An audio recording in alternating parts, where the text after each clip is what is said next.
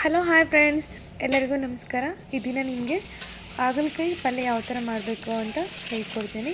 ಮೊದಲಿಗೆ ಒಂದು ಪ್ಯಾನಲ್ಲಿ ನಾವು ಹಾಗಲಕಾಯಿ ನೆಚ್ಚಿಗೆ ಕಟ್ ಮಾಡಿಕೊಂಡು ಸ್ವಲ್ಪ ಅರಿಶಿಣ, ಉಪ್ಪು, ಬೆಲ್ಲ, ಹುಣಸೆಹಣ್ಣು ಹಾಕ್ಕೊಂಡು ಸ್ವಲ್ಪ ನೀರು ಹಾಕ್ಕೊಂಡು ಚೆನ್ನಾಗಿ ಕುದಿಸ್ಕೊಂಡು ಅದು ಸಪ್ರೇಟಾಗಿ ಇಟ್ಕೋಬೇಕು. ಅದಾದಮೇಲೆ 2 ಸ್ಪೂನ್ ಆಯಿಲ್ ಹಾಕ್ಕೊಂಡು ಸ್ವಲ್ಪ ಸಾಸಿವೆ, ಜೀರಿಗೆ, ತೆಂಗಿನಕಾಯಿ, ಕರಿಬೇವು ಸೊಪ್ಪು, ಆನಿಯನ್, ಮೆಣಸಿನ್ಕಾಯಿ ಹಾಕ್ಕೊಂಡು ಚೆನ್ನಾಗಿ ಫ್ರೈ ಮಾಡಿ.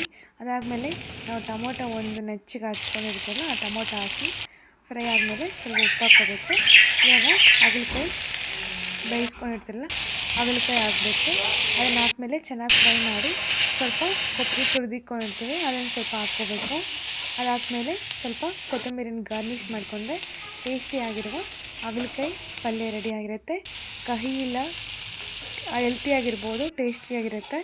ಇದೇ ಥರ ಅಶ್ವಿನಿ ಲಾಗ್ಸ್ ಡಿ ಟಿ ಅಂತ ಸರ್ಚ್ ಮಾಡಿ ಟ್ರೈ ಮಾಡಿ.